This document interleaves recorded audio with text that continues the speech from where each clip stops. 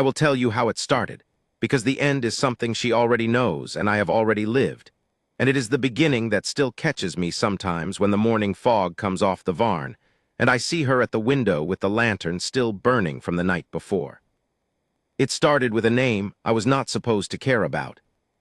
3 years before the night I crossed to her, one of my border riders came back from the Eastern Reach with a cut along his forearm, and a story I did not ask for. He sat across the long table in the Greyville Council Hall, stone walls, candle smoke, the smell of wet fir and pine. And he told me, as a thing not worth noting, that the ferryman's daughter at Varnmere had stitched him in the dark and sent him back across the marsh without taking a single coin. I said, and... He said she did it for Aldrich's wolf 2 nights before, and for the Morden pair the week before that. I said nothing. He moved on to the patrol report.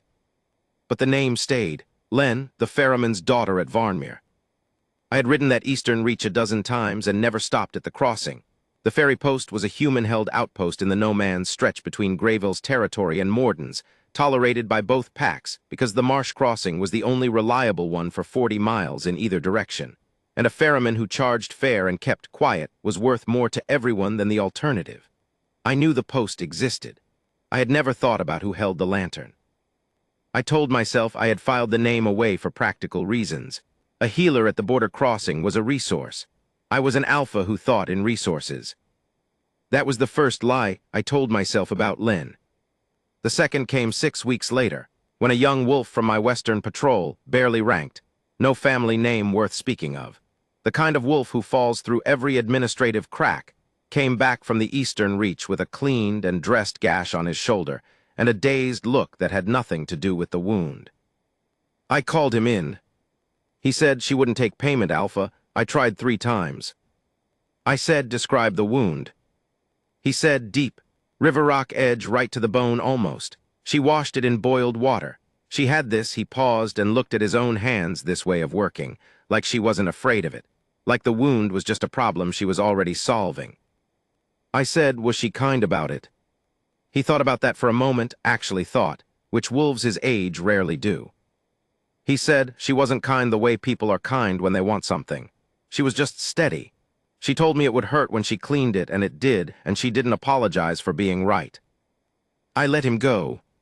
My wolf, who had been silent for years, shifted somewhere behind my ribs. Not dramatically. Just turned the way a wolf in the forest turns when it catches a scent it cannot name yet. I told my wolf to settle. My wolf did not settle.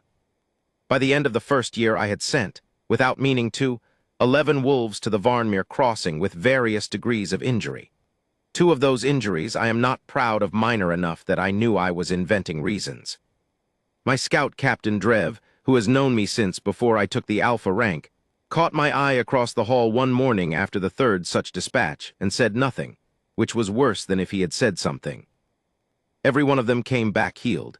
Every one of them said the same things in different arrangements. She asked for nothing. She worked in lantern light. She had boiled water and clean linen and a kind of steadiness that none of them had words for. She did not ask their pack or their rank or their alpha's name. She asked where it hurt and how it happened and whether they had eaten. One of them, Old Ferrith, my most decorated border wolf, a man who had survived 3 territorial challenges and a river crossing in full flood, came back and said, almost to himself, as if he had forgotten I was in the room, I have never felt so looked after. He caught himself, stood straight, cleared his throat. I pretended not to have heard him. But I had heard him, and my wolf behind my ribs went absolutely, completely unnerving still. I need you to understand what I was in those years, to understand why I did not simply go. I was Thuron of Greyville. I had held the Alpha rank for 14 years. I had taken it young, too young, some said, though they stopped saying it after the first territorial negotiation, and I had held it by being the kind of king who left nothing to chance and trusted nothing to feeling. My pack was safe. My borders were clean. My council was competent and slightly afraid of me, which I had always considered an appropriate working arrangement. I had no mate. It was not that the bond had never stirred. It had stirred twice in my early years, a passing warmth, nothing that caught, and I had concluded with the clean logic of a man who needed to believe clean logic that the bond simply was not mine to have. Some alphas lead alone. I had made my peace with it.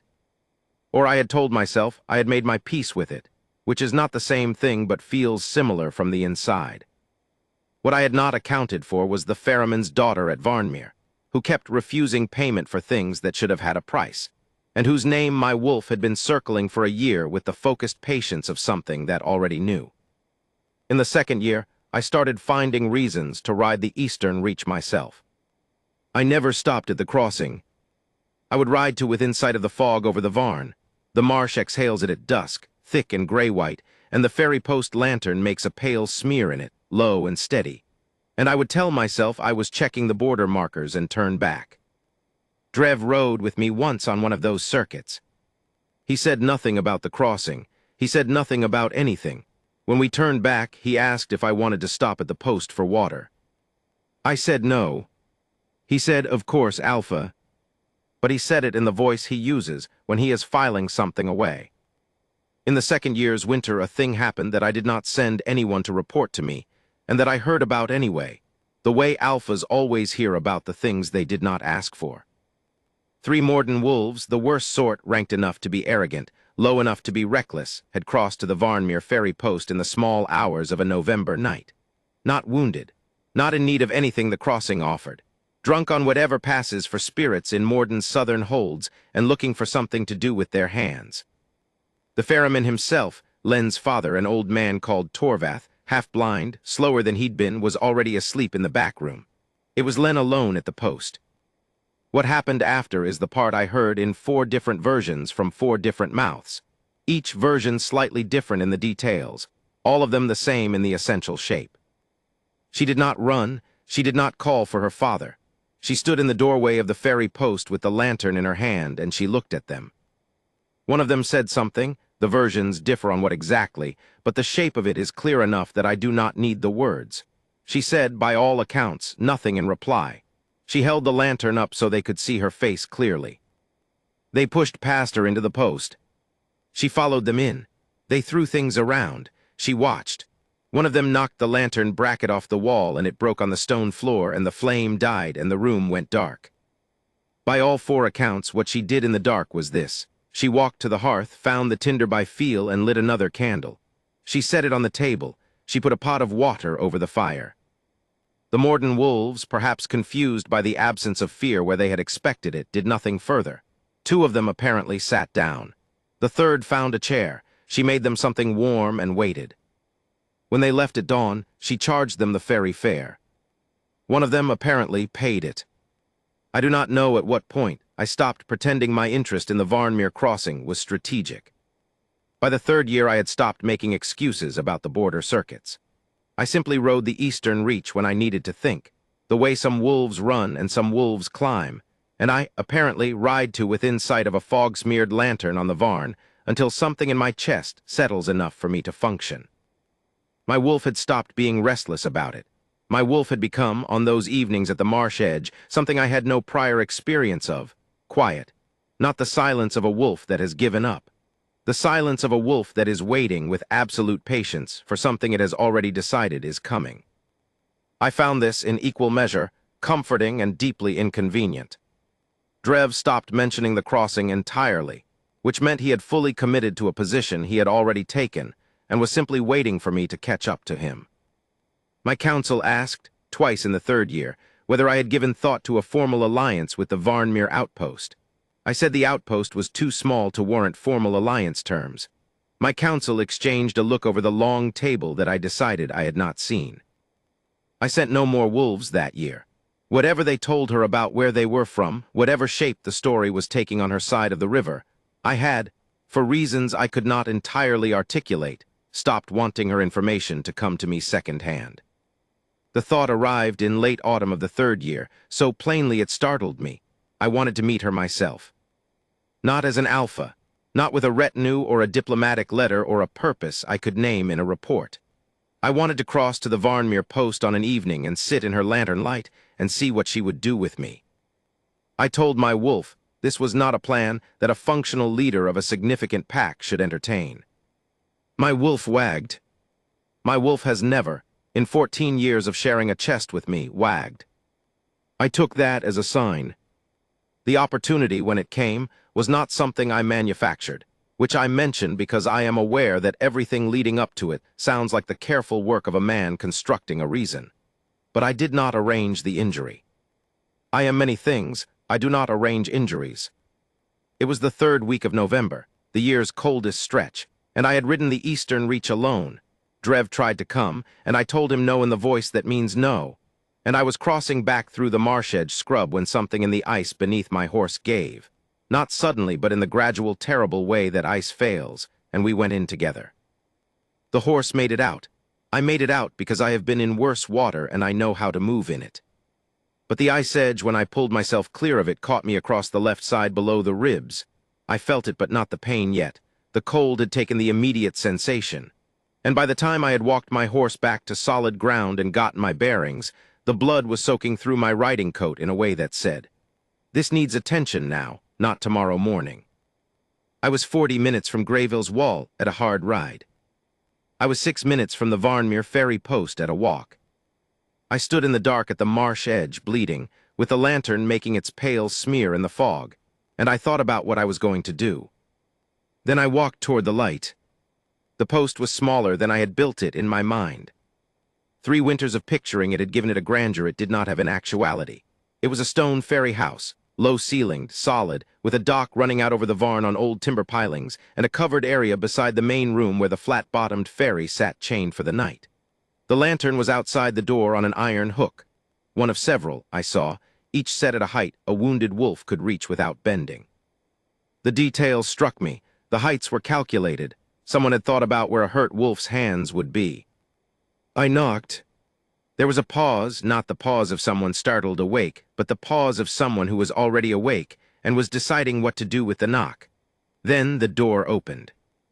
She was shorter than I had imagined. I do not know why I had imagined her tall, perhaps because the wolves who came back from her kept using words that made her seem larger than a room. She was perhaps 25, with the look of someone who spent most of her hours outdoors without thinking about it. Her face weathered just enough at the edges to be honest, her hair pulled back in the plain way of someone who has things to do with her hands. She wore a working dress in dark gray wool and no adornment of any kind, and she held the door with one hand and looked at me with the eyes of someone who was already diagnosing the situation. Those eyes were remarkable. I noted this while also noting that I was bleeding and should probably mention it. She said, "Come inside." She said it before I had opened my mouth, and she said it the way she apparently said everything, as a statement of fact, something that had already been decided, and she was simply informing me of it. I came inside. The main room was warm. There was a fire and a long work table with clean linen folded at one end, and I noted a pot already on the heat. I was going to ask how she had known, and then I realized. She kept the pot warm after dark as a matter of course. She was always ready. It was not prescience. It was practice. She pointed at the bench beside the table. I sat. She said, "Take the coat off." She did not ask who I was or where I was from or how I had gotten into this state. She looked at my side with the practical attention of someone who has looked at many sides, and moved to the table for the linen and a jar of something that smelled medicinal and clean. I took the coat off. She looked at the cut. She said, "I said." I said, "Yes." She said, "You're lucky it was a clean edge." She did not sound particularly sympathetic about my luck, merely accurate. She sat on the stool across from me and began working, and I felt, in the first 30 seconds of her hands near the wound, the exact thing old Ferreth had described and clearly been unable to articulate, because it is not a thing that articulates easily. The sensation of being looked after by someone who has no investment in the outcome except that the outcome should be good. It was different from the attention of my pack, which always carried the weight of what they needed from me. It was different from the attention of healers I had seen in formal settings, who were careful and correct and distant. She was not distant. She was simply present, entirely, practically, without ceremony, in the way of someone who has nothing to prove and nothing to perform. My wolf in my chest made a sound I had never heard before. It was not a growl, it was not a howl. It was the sound, if a wolf could make such a sound, of something arriving. I kept my face still. I am good at keeping my face still. She cleaned the wound. She said it would need stitching, and she would use the small needle because a smaller scar at the ribs is a gift to yourself in cold weather. I said nothing, which she appeared to interpret correctly as consent. She stitched in the same way she did everything else, steady, focused, unhurried without being slow. I watched her work, and I thought about 3 years of a lantern in the fog, and Ferreth's voice saying looked after in the tone of a man who has found a word for something he did not know he had been missing, and the Morden wolves sitting down in the dark because there was nowhere else to go. I thought about a woman who had set every lantern hook at the height of a hurt wolf's hands. I thought about my wolf's absolute, unnerving certainty. And then she tied off the last stitch and sat back on her stool and looked at me for the first time the way a person looks at another person rather than a wound, and I felt the bond ignite. It did not feel the way I had expected. I had always assumed from what I had heard from the descriptions of wolves who had found their mates that it would be sudden and overwhelming. A fire, a wave, something that knocked you flat. It was not that. It was the sensation of a key turning in a lock that had been there so long you had stopped noticing you were locked.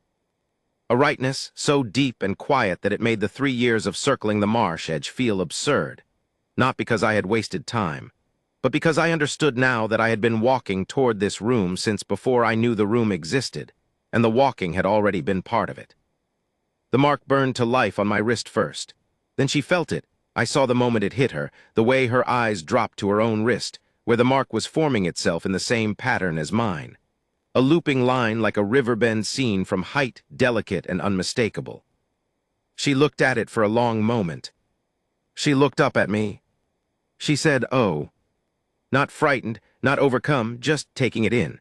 The most honest possible response delivered in the most honest possible voice. I said, "Yes." We stayed like that for a moment that had no particular length, long enough for the fire to shift and resettle, for the fog outside to press against the window glass. Then she said, "I don't know your name." I said, "Thuron." She turned that over. She said, "Of which pack?" I said, "Greyville." She looked at me. She was doing, I realized, what she always did, diagnosing, taking in information without panic, without performance. I watched her add it up, Thuron, Greyville, the Alpha's name, which even Borderhold families know, and I watched her arrive at the answer and sit with it. She said, "How long have you been sending wolves to this crossing?" There was no point in anything but the truth. I said, 3 years. She said nothing for a moment, then and tonight. I said I was not arranged. The ice was not arranged. I was going to come, I had decided to come, but not like this, not bleeding. She looked at the stitches on my side and briefly at her own hands. She said, "You could have gone back to Greyville. You're 40 minutes out." I said, "I know." She said, "But you came here instead." I said, "Yes." She looked at the mark on her wrist again. It had settled into the skin now, not burning, just present, the way something that belongs to you is present, not new somehow, even when it is. She said, "Was any of this real? Or was the crossing a test?" I had been waiting for this question for 3 years, in the way you wait for something when you know it is coming, and you know there is only one right answer, and you want to make absolutely certain you have earned the right to give it. I said, "It was never a test. I heard your name once from a patrol rider who said it like it was nothing, and then I couldn't stop hearing it." She waited. I said, "I sent wolves because I needed to know if what I was hearing was real, and every one of them came back and said the same thing, in the same way. They couldn't find the words for it, but they all used the word steady, in one arrangement or another. And I kept coming to the marsh edge. I have been coming to the marsh edge since the first winter.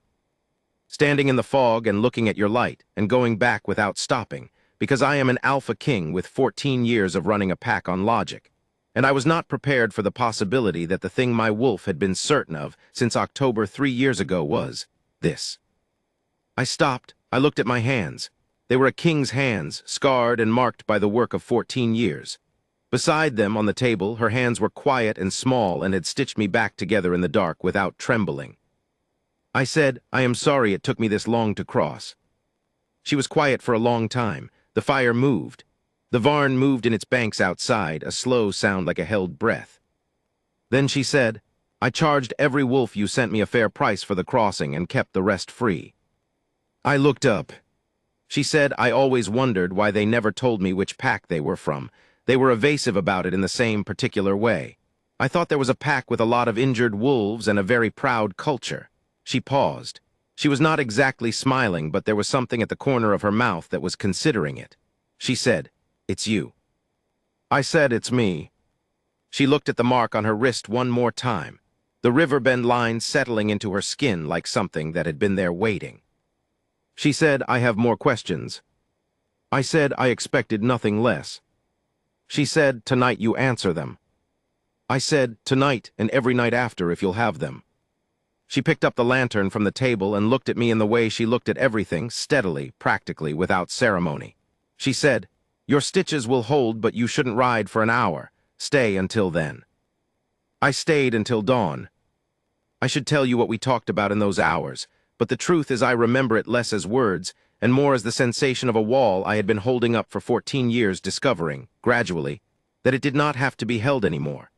She asked practical questions about Grayville, about the territory, about what a pack alpha's life actually looked like from the inside rather than the distance, and I answered them with a completeness I had not given anyone in years. She asked about the injured wolves I had sent, by name where she remembered them, and I told her which patrol they came from and how they fared afterward. She told me about her father, about the post, about the marsh in winter and in spring. She did not ask me about the bond. She did not need to. She had felt it. She was processing it in her own careful way, in her own time, the same way she processed everything. Once in the small hours, she said, "I have been here 11 years. My father brought the post when I was 14. I have ferried every pack's wolves and charged them all fair and asked nothing of any of them." I said, "I know." She said, "I didn't do it to be found." I said, "I know that too. That was not why I came in the end. I didn't come to claim something. I came because I had been walking toward that door for 3 years, and I was tired of stopping at the marsh edge." She looked at me. She said, "Is this going to change what I do here?" I said, "Only if you want it to. The crossing is yours. It has always been yours." She said, "It will change things regardless of what I want." I said, "Some things will change. You will be known differently than you are now. But you, what you are, how you work, the way you set the lanterns, that is not mine to change. I wouldn't if I could." She was quiet for a long time after that. Then she said, "I'll need to think." I said, "Take all the time you need." She said, "I mean until morning." And something in me, some 14-year-old tightness I had carried so long I'd confused it for my own shape, came quietly and completely loose. When the fog began to lighten at the eastern edge of the marsh, she went outside to check the ferry chain, and I followed her out. The Varn was low and still in the November cold, and the reeds were heavy with frost. The lanterns along the dock edge had burned down through the night, but one was still going, the one on the hook she had set at the height of an injured wolf's hands. She stood at the dock edge and looked at the water. I stood beside her. The bond between us was quiet and absolute, the way settled things are quiet. She said, without turning, "I want you to understand that I am not simple to persuade once I've decided something." I said, "I've sent 11 wolves to this crossing in 3 years and ridden the marsh edge more times than I will admit to anyone. I'm not looking for something simple." She turned and looked at me in the early fog light, and I saw her plainly, completely, the way I had been trying to see her for 3 years from 40 minutes and a marsh away. A woman who had been quietly, stubbornly, indestructibly good in a border post in the fog, without recognition, without reward, without ever asking for either. She said, "All right then." She did not say it like a woman swept away. She said it like a woman who has weighed a thing and found it sound and is prepared to proceed. It was the most Len thing she could have said, and I wanted to remember exactly how her voice sounded saying it, so I stood still and let it settle. I said, "There are people at Grayville who will need to meet you." She said, "I know." I said, "It will not be what you're used to." She said, "I've handled Morden's worst at 2 in the morning in the dark. I'll manage a council room." I thought of the wolves sitting down in the dark, and the candle she lit by feel, and the pot she had already had warming when I knocked. I thought of 11 wolves who came back unable to explain her, and Ferreth's voice saying looked after in the tone of a man who had found a word for something he hadn't known he was missing. I said, "Yes, you will." She looked at the lantern still burning on the dock hook. She said, "I'll need to tell my father before we go anywhere." I said, "Of course." She said, "He'll want to know you're not taking me away from the crossing." I said, the crossing stays open. I'll send someone to help him. She looked at me for a moment with the expression of someone running the numbers. She said, 2 wolves, reliable ones. He needs reliability more than strength. I said, 2 reliable wolves, done. She nodded as though this was business and the business was settled, and perhaps it was. She turned and went back into the post to wake her father, and I stood on the dock in the November fog with the bond warm and certain in my chest and my wolf's absolute, patient, 3-year certainty finally resolved into something that felt, for the first time in 14 years, like rest. I will tell you about the morning we arrived at Grayville, because it matters, and because she would tell it differently and probably more accurately. But this is my account, and I am allowed to tell what I saw. We came through the eastern gate at mid-morning, my horse and her smaller one. She had refused to double up, which I had expected, with no announcement and no retinue because I had sent no word ahead, and Drev, who was at the gate when we came through, took one look at us, and at the mark on both our wrists, and simply stepped aside and did not say a word. He said one word. He said, finally. I told him I had not asked. He said, no, Alpha, you never do. The pack knew within the hour, the way packs know things, through the particular quality of the air, through the wolves' instinct for a shift in the Alpha's gravity. They gathered without being called, not in the ceremony formation, not formally, just gathered in the yard and along the hall corridor and in the doorways, the way wolves gather when something large has settled. Len rode through them without flinching. She looked at them the way she had looked at me at the dock, steadily, practically, with the undivided attention of someone who is already learning the room. The wolves, my wolves, 120 of them, from the eldest gray-muzzled ones who had served my father to the youngest pups barely ranked, looked back at her. And then, one by one, they did what I had not told them to do and could not have commanded if I had tried. They dropped their eyes, not in submission to force, in recognition. The bond was mine and Len's, and they felt the edge of it, the way pack always feels the edge of the Alpha's bond. And what they felt, apparently, was 3 years of a steady lantern in the fog, and 11 of their own coming back unable to explain why they felt better than they had in years. My wolf in my chest had never been so still. I looked at Len. She looked at the yard full of wolves with their eyes down, and then she looked at me, and she said, quietly, for me only, they didn't have to do that. I said, no, they didn't. She said, are they always like this? I said, they have never done exactly that before. She was quiet for a moment. Then she said, in the same tone she used for everything, all right, show me the healer's room. I want to see what you've been working with. I showed her the healer's room.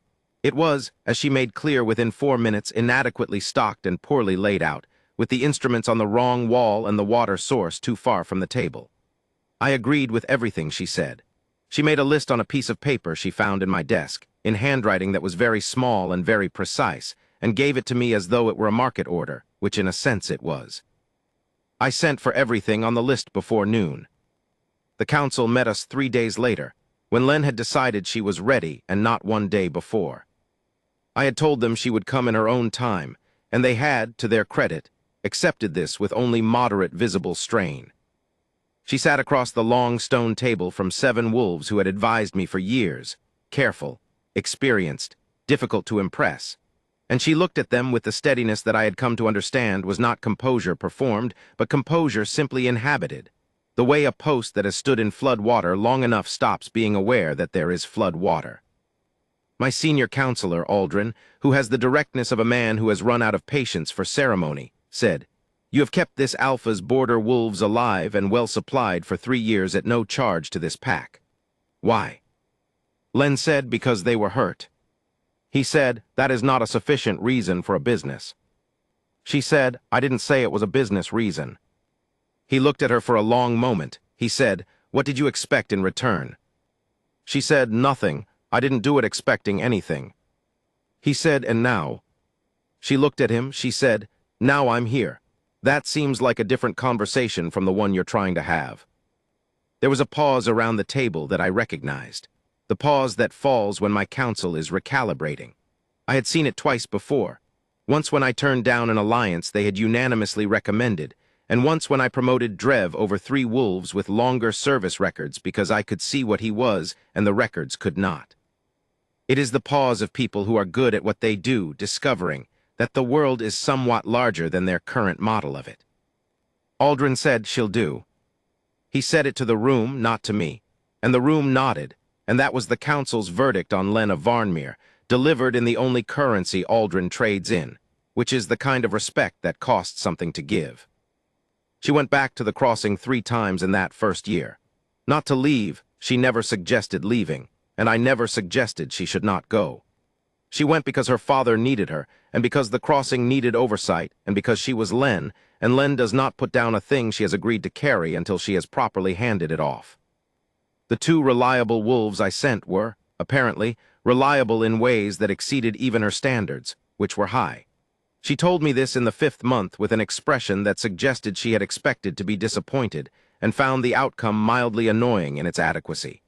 I told her I had chosen carefully. She said, "When did you choose them?" I said, "The morning after we came through the gate, before the council meeting." She said, "You were already thinking about the crossing." I said, "I was thinking about what you would need." She looked at me for a moment, the same look she had given me on the dock in the fog, the look of someone running the numbers and finding them sound. She said nothing. She picked up the healer's list. She kept updating it. It was now 3 pages and went back to work. But that evening she came to find me in the hall where I was reviewing patrol records, and she sat across from me without announcement, and she said, "I want you to know that I understand what you did. In the 3 years before, I don't think I said that clearly enough." I said, "You don't owe me clarity on that. I was the one who spent 3 years at the marsh edge instead of crossing." She said, "You were being careful." I said, "I was being a coward in the language of caution." She looked at me, she said, "You sent 11 wolves, you paid for their crossing, you never asked for anything back. That's not a coward." I said, "I should have come sooner." She said, "You came when you came." The stitches held. I looked at my side, healed now, the scar at the ribs. I looked at the mark on my wrist, the riverbend line. I said they held. She said they always do, when the work is done right. She said it the way she said everything, as a statement of fact, something that had already been decided. But I heard in it the other thing she was saying, the thing underneath the practical words, the thing that is in every small act she performs without ceremony or announcement. I will not leave things broken that can be mended. I will not leave the lanterns unlit.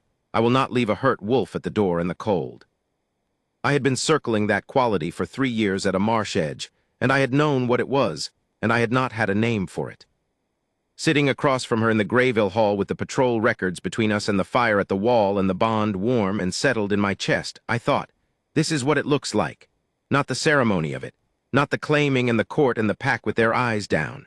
This, the list on 3 pages, the reliable wolves, the stitches that held. This is what it looks like. She became Luna of Grayville in the early spring of that year, in the way she did everything. Without ceremony she had not specifically approved of in advance, which meant the ceremony was smaller and more precise than any my council had planned, and more real than any I had attended. She wore her own dress. It was dark gray wool, the good kind, heavier than the working weight, with a border of small stitching at the collar and cuffs that I had not seen before, and that she had apparently done herself in the evenings of the 2 weeks prior. She did not ask what the Lunas of Grayville had worn before. She wore what she had made. She stood in the hall in front of the pack, and my counsel and old Torvath her father, who had come from Varnmere for the occasion, and who looked at the stone walls and the wolves' eyes down, and the Alpha King at his daughter's side with an expression that was too complicated for a single word and too dignified for a single tear, though one made an attempt at the outside corner of his left eye, and he dealt with it without looking away. She put her hand in mine. I took it the way I had been wanting to take it since the moment I saw her at the ferry post door with the lantern, and I held it the way I intend to hold it for the remainder of my life.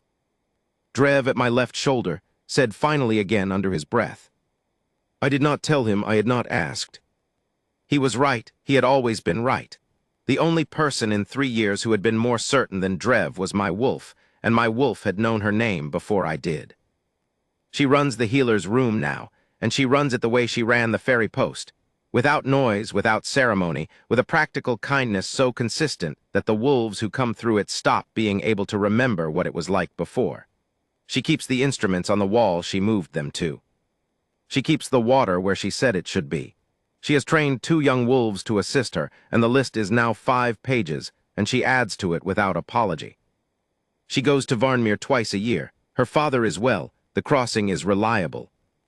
The lantern hook at the Greyville healer's room door is set at the height of an injured wolf's hands. I noticed it the day she put it up, and I said nothing about it because it needed no comment. It was simply the way she thought, always the next hurt wolf, always the door already open, always the water already on the heat. My wolf, who spent 14 years in the silence of a king who had made his peace with being alone, is the most at rest I have ever known it. I think about the first night sometimes. The ice edge and the fog and the lantern smear and the decision to walk toward the light instead of back to the wall. I think about 3 years of circling and the particular quality of her O when the mark burned onto her wrist, not frightened, not overcome, just taking it in. I think about what she said on the dock at dawn, "I'll need to think, I mean until morning."